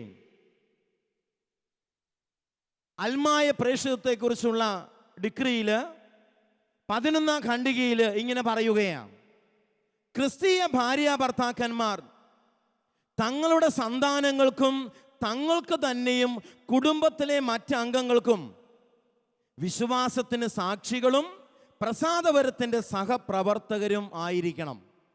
ശ്രദ്ധിക്കണേ, മക്കൾക്കും തങ്ങൾക്ക് തന്നെയും മറ്റംഗങ്ങൾക്കും വിശ്വാസത്തിൻ്റെ സാക്ഷ്യവും പ്രസാദപരത്തിൻ്റെ സഹപ്രവർത്തകരും ആയിരിക്കണം. പ്രിയപ്പെട്ടവരെ, എനിക്കൊക്കെ പലപ്പോഴും പറയാൻ പറ്റും, എൻ്റെയൊക്കെ കുടുംബത്തിൽ നിന്ന് മാതാപിതാക്കളുടെ വിശ്വാസം ഹൃദയത്തെ തൊട്ടതിൻ്റെ ഫലമാണ് ഞാൻ. ആ വിശ്വാസം ജീവിച്ചതിൻ്റെ ഫലമാണ് ഞാൻ. പണ്ട് വിശ്വാസം ജീവിച്ച് കൈമാറിയെങ്കിൽ ഇന്ന് വിശ്വാസം പറഞ്ഞ് കൈമാറാൻ നമ്മൾ ശ്രമിക്കുന്നു. പണ്ട് രാവിലെ അപ്പൻ എഴുന്നേറ്റ കയ്യിലോട്ട് പിടിച്ചിട്ട് വാടാ പള്ളിയിലോട്ടെന്ന് പറയുന്ന തലത്തിൽ നിന്ന് ഇന്ന് പോടാ പള്ളിയിലോട്ട് പറയേണ്ട അവസ്ഥയിലേക്ക് നമ്മൾ അധംപതിച്ചു. പള്ളി പോടാ, പ്രാർത്ഥിക്കടാ, കൊന്തയെല്ലടാ, മുട്ടുകുത്തടാ, കുരിശു വരയ്ക്കടാ എന്ന് ഇന്ന് ആവർത്തിച്ച് മക്കളെ വിശ്വാസം പഠിപ്പിക്കാൻ വേണ്ടി ശ്രമിക്കുമ്പോൾ ഒരു സത്യം മനസ്സിലാകണേ, ജീവിച്ചു കാണിക്കുന്ന വിശ്വാസമേ കുഞ്ഞുങ്ങളുടെ ഹൃദയത്തെ തൊടൂ എന്നത് ഒരു സത്യമാണ്. ഹല്ലേലൂയ. സന്തോഷത്തോടെ പറഞ്ഞേ ഹല്ലേലൂയ. അഭിഷേകത്തോടെ പറഞ്ഞേ ഹല്ലേലൂയ. നമ്മുടെ മാതാപിതാക്കൾ ജീവിച്ചു കാണിച്ചതാണ് വിശ്വാസം. അത് കുടുംബ പ്രാർത്ഥനയെ ജീവിച്ചു കാണിച്ചതാണ്. അത് കൂദാശ ജീവിതത്തിൽ ജീവിച്ചു കാണിച്ചതാണ്. അത് കുടുംബത്തിലെ പരസ്നേഹ ശൈലിയിൽ ജീവിച്ചു കാണിച്ചതാണ്. പറഞ്ഞു മാത്രം പഠിപ്പിച്ചാൽ കൈമാറുന്നതല്ല വിശ്വാസം. നിങ്ങളെ ഞാൻ ബോധ്യപ്പെടുത്താം. നിങ്ങൾ വലതുകരം ഒന്ന് ഉയർത്തിക്കേ. ഞാൻ പറയുന്ന പോലെ നിങ്ങൾ ചെയ്യണം. ഈ വലതുകരം കൊണ്ട് 3 പ്രാവശ്യം നിങ്ങളുടെ താടിക്കിട്ടടിക്കുക. കൈതാത്തിടുക. ഞാൻ കോട്ടയം ജില്ലക്കാരനാണ്. കോട്ടയം ജില്ലയിൽ ഞങ്ങളുടെ ഇടവകയിലൊക്കെ താടി ഇവിടെയാണ്. കഴിഞ്ഞ ദിവസം ഒരു ചേട്ടൻ പറഞ്ഞ് അവിടെ അടിച്ച് പരിചയമുള്ളതുകൊണ്ടാണ് വൈകുന്നേരം വീട്ടിൽ ചെല്ലുമ്പം. എന്ത് സംഭവിച്ചേ? ഞാനൊന്ന് പറഞ്ഞു, മറ്റൊന്ന് കാണിച്ചു, നിങ്ങൾ ഒരു മടിയില്ലാതെ കണ്ടതുപോലെ അനുകരിച്ചു. വിശ്വാസത്തിൻ്റെ കൈമാറ്റത്തിൽ ഇതിൽ കൂടുതലൊന്ന് നമ്മുടെ കുഞ്ഞുങ്ങളെന്ന് പ്രതീക്ഷിക്കരുത്. പ്രിയപ്പെട്ട അപ്പച്ച അമ്മച്ചി, നമ്മുടെ വിശ്വാസം നമ്മുടെ കുഞ്ഞുങ്ങളുടെ ഹൃദയത്തെ തൊട്ടോ ഇല്ലയോ എന്ന് ചിന്തിക്കാൻ. വിശ്വാസം സ്നേഹത്തിൻ്റെ ഭാഷ കൊണ്ട് വ്യാഖ്യാനിക്കുന്നിടത്താണ് മക്കളിലേക്ക് വിശ്വാസം കൈമാറുന്നത്. വിശ്വാസം കൈമാറേണ്ടത് സ്നേഹത്തിൻ്റെ ഭാഷയിലാണ്. എന്നെ കേൾക്കുന്ന അമ്മച്ചിമാരുടെ ചോദ്യം, നിങ്ങൾ നിങ്ങളുടെ ആമക്കളെ എത്രയോ സ്നേഹിച്ചും എത്രയോ പരിഗണിച്ചൊക്കെയാണ് വളർത്തുക. അമ്മച്ചി, എന്നെങ്കിലും നിങ്ങളുടെ മകൻ പറയുന്നത് കേട്ടിട്ടുണ്ടോ, ഞാൻ വിവാഹം കഴിച്ച് എനിക്കൊരു ഭാര്യയെ കിട്ടിയാൽ അത് എൻ്റെ അമ്മയെപ്പോലെ ഒരു സ്ത്രീ ആയിരിക്കണം? അപ്പച്ചമാരെ എന്നേലും കേൾക്കാനിടയായിട്ടുണ്ടോ നിങ്ങളുടെ പെൺകൊച്ചിൽ നിന്ന്, ഞാൻ വിവാഹം കഴിച്ച് എനിക്കൊരു ഭർത്താവിനെ കിട്ടിയാൽ അത് എൻ്റെ പപ്പായെപ്പോലെ ഒരു ഭർത്താവണം? വിശ്വാസം സ്നേഹത്തിൻ്റെ ഭാഷ കൊണ്ട് കുടുംബത്തിൽ വ്യാഖ്യാനിച്ചാൽ മക്കളിത് ആഗ്രഹിക്കും, മക്കളിത് കൊതിക്കും. സ്നേഹമുള്ളവരെ, വിശ്വാസം കൈമാറേണ്ട സ്ഥലമാണ് കുടുംബം. അതുകൊണ്ട് വിശ്വാസത്തിൻ്റെ അടിത്തറ കുടുംബത്തിൽ രൂപപ്പെടുത്തുന്നതിൽ നമ്മൾ അതീവ ശ്രദ്ധയുള്ളവരാവണം. വിശ്വാസം കൊണ്ട് മക്കളെ വിശുദ്ധിയിലേക്ക് വളർത്താൻ നിങ്ങളൊരു തോപ്പിലെ മറിയക്കുട്ടിയെ കുറിച്ച് കേട്ടിട്ടില്ലേ? തനിക്ക് ദൈവം തന്നൊരു കൊച്ചു കുരിയാച്ചനെ വിശ്വാസത്തിൻ്റെ വഴിയിലേക്ക് വളർത്തുന്നതിൽ ഒരമ്മ കാണിച്ച തൻ്റെ ഇടവാ ഇന്നൊരു ചാവറയച്ചൻ. ഭരണജ്ഞാനത്തേക്കാൾ ആരംഭണത്തിൻ്റെ പെരിയമ്പുറത്തെ മെഴുകിയ മുറിയിൽ ആടുന്ന കട്ടിലെ കീറിയ പായെ കിടന്ന് അഴുകിയ അന്നക്കുട്ടി ഇന്ന് വിശുദ്ധയാവാൻ കാരണം എന്താ? കുടമാളൂരെ കൊച്ചു വീട്ടിൽ നിന്ന് ഇടവക ദേവാലയത്തിൽ വിശുദ്ധ കുർബാനയ്ക്ക് പോയി തിരിച്ച് വീട്ടിൽ വന്ന് വീടിൻ്റെ അകത്തളത്തെ മെഴുകിയ മുറിയിൽ മണൽ വിരിച്ച് മണലിൽ മുട്ടുകുത്തി കരഞ്ഞ ഒരു ഔസേപ്പ് വൈദ്യൻ്റെ പുണ്യമാണ്. ഞാൻ കഴിഞ്ഞ ഇടയ്ക്ക് ഒരു വീട്ടിൽ ചെന്നപ്പോൾ ആ വീട്ടിലെ അമ്മ തൻ്റെ 20 വയസ്സ് പ്രായമുള്ള മകളെ ചേർത്ത് പിടിച്ചിട്ട് എന്നോട് പറഞ്ഞു, എനിക്ക് ഈ കുഞ്ഞിനെ കുറിച്ചൊരു അഭിമാനമുണ്ട്. ഞാൻ ചോദിച്ചു, എന്താ അമ്മച്ചി? ഇവളുടെ ആദ്യ കുർബാന സ്വീകരണം കഴിഞ്ഞിട്ട് 10 വർഷമായി. അന്ന് മുതൽ ഇന്ന് വരെ ഒരു വിശുദ്ധ കുർബാന പോലും ഇവള് മുടക്കിയിട്ടില്ല. സ്വരം ഉയർത്തി പറഞ്ഞേ ഹല്ലേലൂയ. സന്തോഷത്തോടെ ഹല്ലേലൂയ. 10ാം ക്ലാസ് പഠിക്കുമ്പോൾ ഒരു ടൂറ് പോകാൻ അവസരം വന്നപ്പോൾ ഇവള് കൊണ്ട് അഡ്വാൻസ് കൊടുത്തു. വീണ്ടും അവൾ ആലോചിച്ചു, ടൂറ് പോയാൽ ഒരു വിശുദ്ധ കുർബാന മുടങ്ങുമോ? പ്രിൻസിപ്പൽ അച്ഛനോട് ടൂറിൻ്റെ ചാർട്ട് എടുത്ത് പരിശോധിച്ചപ്പോൾ ഒരു കുർബാന മുടങ്ങുമെന്ന് മനസ്സിലായി. അവൾ വേണ്ടെന്ന് വെച്ചു. സ്നേഹമുള്ള മാതാപിതാക്കളെ, മക്കളുടെ വിശ്വാസം കണ്ട് അഭിമാനിക്കാൻ നമുക്കാവണം. വിശ്വാസത്തിന്റെ വളർച്ച. അതാണ് യെശയ്യാ പ്രവാചകന്റെ പുസ്തകം 54 അധ്യായം 3 വാക്യം, ഇരുവശത്തേക്കും അതിര് ഭേദിച്ച് വ്യാപിക്കുന്നു. വത്തിക്കാൻ കൗൺസിൽ പറയുകയാണ്, മക്കളെ സംബന്ധിച്ചുള്ള ദൈവവിളി എന്താണെന്ന് കണ്ടെത്തി അത് പരിപോഷിപ്പിക്കേണ്ടത് അത് മാതാപിതാക്കളുടെ കടമയാണ്. വിശ്വാസത്തിന്റെ വളർച്ച. 2 കരങ്ങളും തമ്പുരാന്റെ സന്നിധിയിലേക്കൊന്ന് ഉയർത്തി. വിശ്വാസത്തിന്റെ വളർച്ച കുടുംബത്തിൽ സംഭവിക്കാൻ, വിശ്വാസത്തിന് വേണ്ടി ജീവിക്കുന്ന ധാരാളം മക്കൾ കുടുംബത്തിലുണ്ടാവാൻ, ജീവിക്കാൻ വേണ്ടി വിശ്വസിക്കുന്നവരെ അല്ല, വിശ്വസിക്കാൻ വേണ്ടി ജീവിക്കുന്നവരെ ഇന്ന് സഭയ്ക്ക് വേണം. അത് കുടുംബത്തിൽ നിന്നാണ് രൂപപ്പെടേണ്ടത്. ആ ഒരു കൃപ നമ്മുടെ തലമുറയിലേക്ക്, നമ്മുടെ കുഞ്ഞുങ്ങളിലേക്ക് പെയ്തിറങ്ങാൻ ആഗ്രഹിച്ച് 2 കരങ്ങൾ ഉയർത്തി സ്തുതിക്കട്ടെ. ഹാലലുയ. സ്വരമുയർത്തി ഹാലലുയ. അഭിഷേകത്തോടെ സ്തുതിക്കട്ടെ. ഹാലലുയ. അല്പം കൂടെ സന്തോഷത്തോടെ സ്തുതിക്കട്ടെ. ഹാലലുയ. അല്പം കൂടെ തീഷ്ണതയോടെ സ്തുതിക്കട്ടെ. ഹാലലുയ. ഈശോയെ സ്തുതിക്കുന്നു, ദൈവമേ നന്ദി പറയുന്നു. ഹാലലുയ, ഹാലലുയ, ഹാലലുയ. കരങ്ങൾ താക്കാം. സ്നേഹമുള്ളവരെ, പൗലോസ് ശ്ലീഹ തിമോഥെയോസിന് എഴുതിയ 1 ലേഖനം 5 അധ്യായം 8 വാക്യം, ഒരുവൻ തൻ്റെ സ്വന്തക്കാരുടെയും പ്രത്യേകിച്ച് തൻ്റെ കുടുംബത്തിൻ്റെയും ആവശ്യങ്ങൾ നിറവേറ്റുന്നില്ലെങ്കിൽ അവൻ വിശ്വാസം ത്യജിച്ചവനും അവിശ്വാസിയേക്കാൾ ഹീനനുമാണ്. കുടുംബത്തിൻ്റെ ആവശ്യങ്ങൾ നിറവേറ്റാത്തവൻ അവിശ്വാസിയാണ്, അവൻ അവിശ്വാസിയേക്കാൾ ഹീനനാണ്. എന്താണ് ഒരു കുടുംബത്തിൻ്റെ അടിസ്ഥാന ആവശ്യം? ഇന്ന് കത്തോലിക്ക കുടുംബം അനുഭവിക്കുന്ന ഏറ്റവും വലിയ ദാരിദ്ര്യമാണ് സ്നേഹത്തിൻ്റെ ദാരിദ്ര്യം. കൊളോസ്സോസ് ലേഖനം 3 അധ്യായം 18 വാക്യം പറയുകയാണ്, ഒരു ഭാര്യ തൻ്റെ ഭർത്താവിനോട് വിധേയത്വമുള്ളവളാവുക. 19 വചനം, ഒരു ഭർത്താവ് തൻ്റെ ഭാര്യയെ സ്നേഹിക്കുക. സ്നേഹത്തിലേക്ക് വളരേണ്ട, സ്നേഹം കൊണ്ട് വളരേണ്ട ഒരു ബന്ധം കുടുംബത്തിൽ രൂപപ്പെടണം. പ്രിയപ്പെട്ടവർ, എനിക്ക് നന്നായിട്ട് അറിയാവുന്ന ഒരു കുടുംബമുണ്ട്.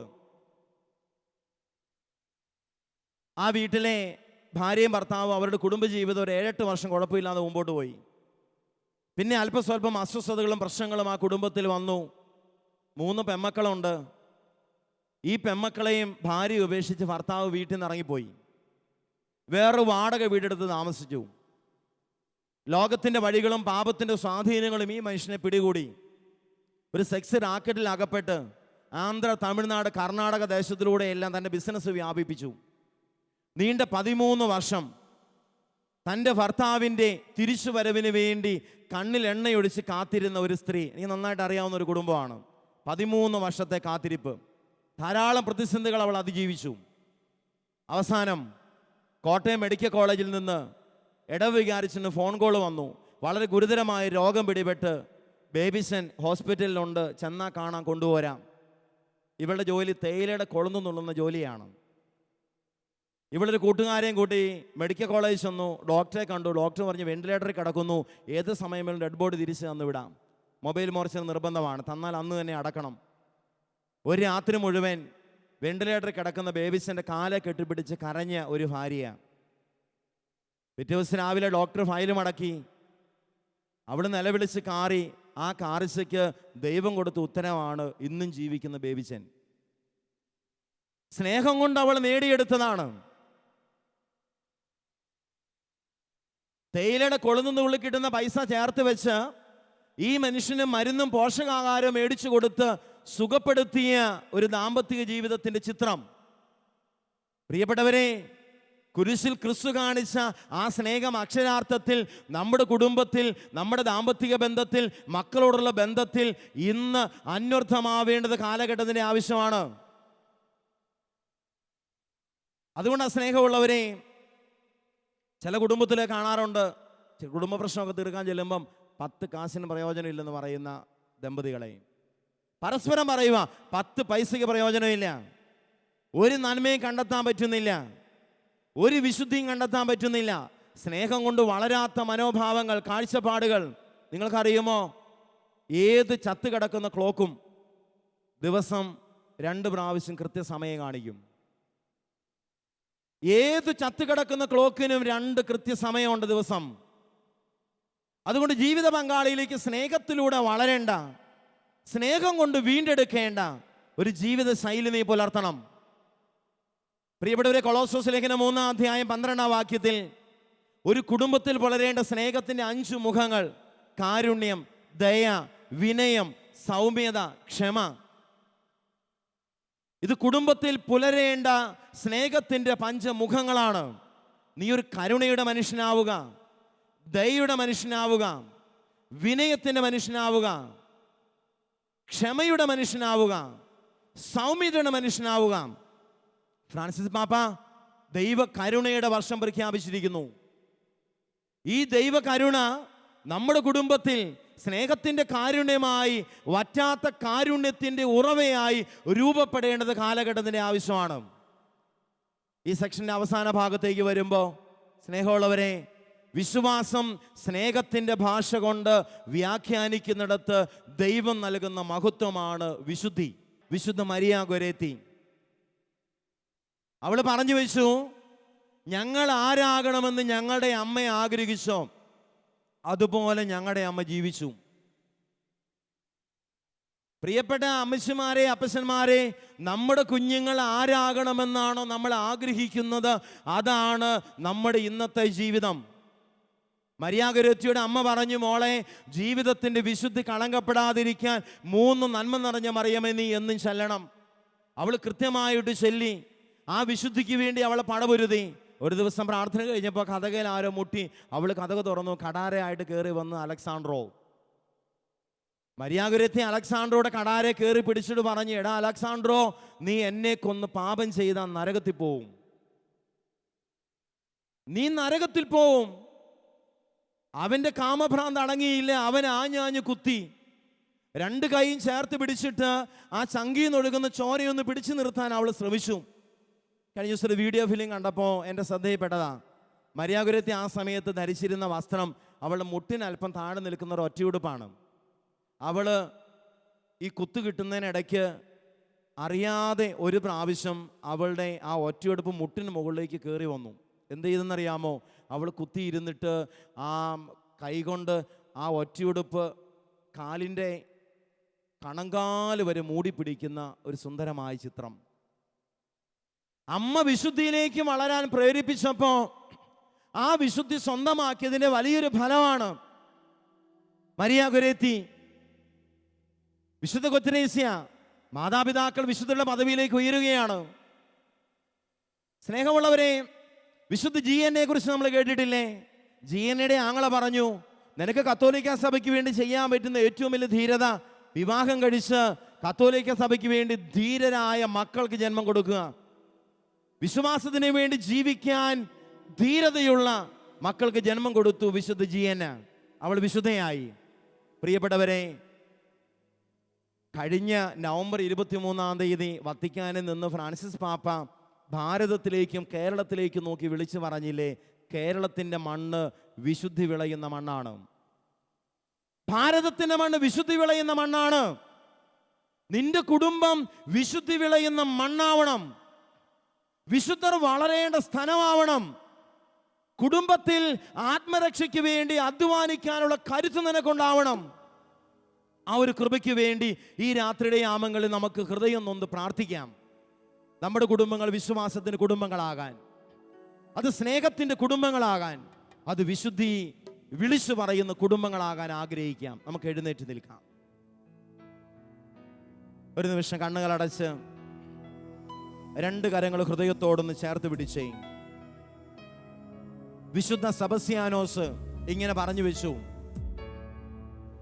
യേശുക്രിസ്തുവിന് അവകാശപ്പെട്ട ആത്മാക്കളെ തട്ടിയെടുക്കാൻ സാത്താൻ ധാരാളം തന്ത്രങ്ങൾ ഉപയോഗിക്കുന്ന കാലമാണിത്. അങ്ങനെ നഷ്ടപ്പെട്ടുകൊണ്ടിരിക്കുന്ന ആത്മാക്കളെ ദൈവകരങ്ങളിലേക്ക് തിരിച്ചേൽപ്പിക്കാൻ നീ അനുഭവിക്കുന്ന ഏതു ത്യാഗവും അധികമാവില്ല. സ്നേഹമുള്ളവരെ, ആത്മരക്ഷയ്ക്ക് വേണ്ടി പടപൊരുതേണ്ട മണ്ണാണ് കുടുംബം.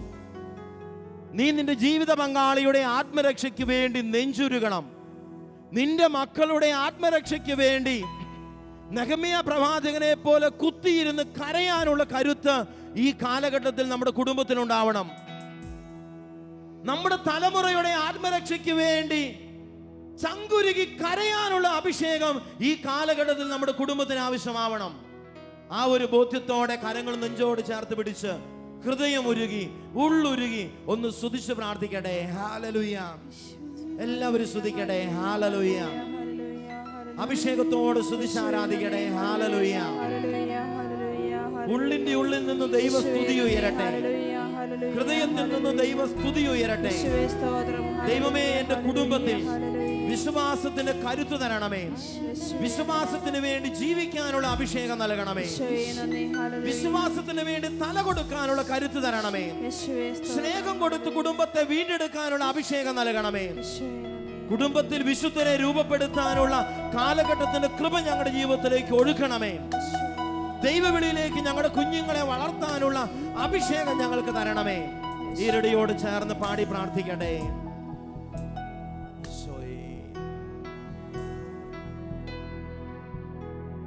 സ്നേഹം കൊണ്ടൊരു വീട് പണിയാ. ചേർന്ന് പാടാമോ? ദൈവസ്നേഹം കൊണ്ടൊരു വീട് പണിയാ. ദൈവം സ്ഥാപിച്ച തിരുക്കുടുംബം പോ സ്നേഹം കൊണ്ടൊരു വീട് പണിയാ. സ്വരമുയർത്തി ചേർന്ന് പാടാം. സ്നേഹം കൊണ്ടൊരു വീട് പണിയാ. ദൈവസ്നേഹം കൊണ്ടൊരു വീട് പണിയാ. ദൈവം സ്ഥാപിച്ച തിരുക്കുടുംബം പോ സ്നേഹം കൊണ്ടൊരു വീട് പണിയാ. ദാഹത്തോടെ പാടി പ്രാർത്ഥിച്ചേ. സ്നേഹം കൊണ്ടൊരു വീട് പണിയാ. ദൈവസ്നേഹം കൊണ്ടൊരു വീട് പണിയാ. ദൈവം സ്ഥാപിച്ച തിരുക്കുടുംബം പോ സ്നേഹം കൊണ്ടൊരു വീട് പണിയാ. സ്നേഹം കൊണ്ട്